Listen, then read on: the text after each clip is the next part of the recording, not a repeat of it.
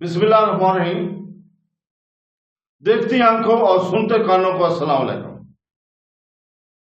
بہنوں، بھائیوں، دوستوں اور بزرگوں، آج ہم اس معلوماتی ویڈیو میں بیان کر رہے ہیں کہ عراق میں مسلمہ ابن ملک کی گورنری کے ارد گرد کی تاریخی واقعات اور مسلمہ ابن عبد الملک اور بازنطینیوں کے درمیان تنازع جس کا خاتمہ ہوا، کیسریہ کی پوری برائے مہربانی اس ویڈیو کے آخر تک ہمارے ساتھ رہیں، کیونکہ ہم تاریخ کے اس اہم دور کی سیاسی اور عسکری حرکات کو بیان کر رہے ہیں۔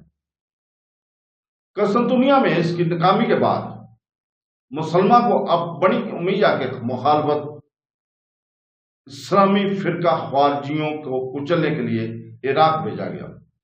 عمر کی موت اور 720 میں اس کے بھائی یزید دوم کے الحاق کے بعد اسے یزید ابن محلب کی قیادت میں بڑے پیمانے پر عراق کی بغاوت کو دبانے کا کام سونپا گیا، جسے اس نے اگست 720 میں شکست دی اور قتل کر دیا۔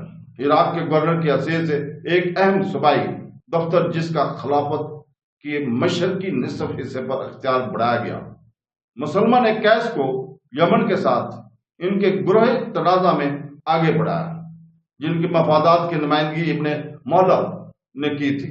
مسلمہ نے عراق اور مشرقی صوبوں کے تمام یمنی ذیلی گورنر کو برطرف کر دیا اور ان کے تمام احکامات کو منسوخ کر دیا جو ابن محلب نے دفتر میں رہتے ہوئے جاری کیے تھے۔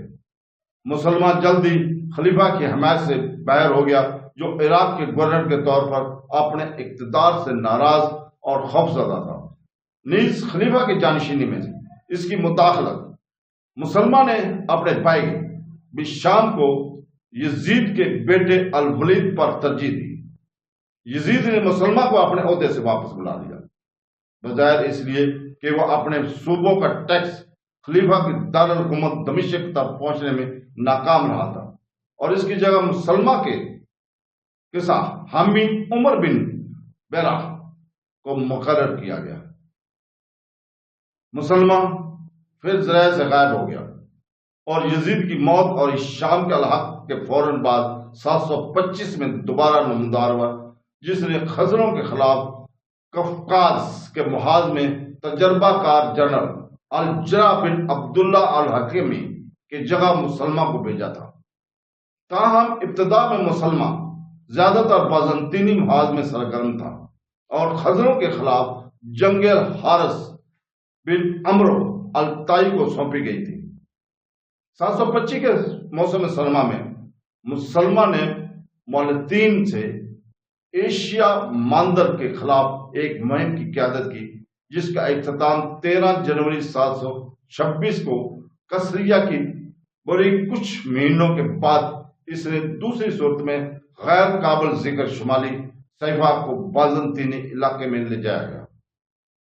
تو دوستو، کنگلا پافلاگونیا کا ایک قصبہ تھا جو بظاہر ایک زمانے میں پافلاگونیا کا دارالحکومت اور ایک شمالی رہائش گاہ ہوا کرتا تھا، کیونکہ سٹرابو سے یہ معلوم ہوتا ہے کہ ڈیوٹرس فلاڈیلفس 31 قبل مسیح عیسوی سے پہلے پافلاگونیا کا آخری بادشاہ وہاں مقیم ہوا کرتا تھا۔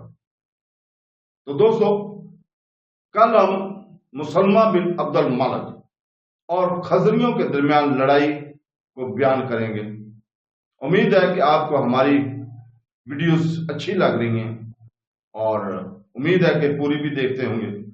اس تاریخی موضوع سے متعلق ہماری تمام ویڈیوز کو ضرور دیکھا کریں اور اپنے دوستوں میں بھی شیئر کیا کریں، تاکہ وہ بھی مستفید ہو سکیں اور وہ بھی جان سکیں کہ ہمارے جرنیلوں نے کیا کچھ کیا تھا۔ تو دوستو، اللہ آپ کو جزائے خیر دے۔